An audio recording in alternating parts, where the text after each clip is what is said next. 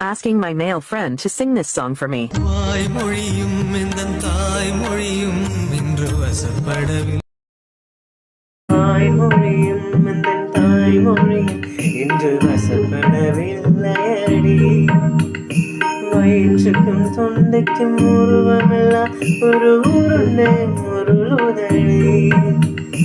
காத்திருந்தால் எதிர்பார்த்திருந்தாலும் நிமிஷமும் வருஷமடி. கண்கள் எல்லாம் என்னை பார்ப்பது போல் ஒரு கலக்கமும் தோன்றுதடி. இது சொர்க்கமா நரகமா சொல்லடி உள்ள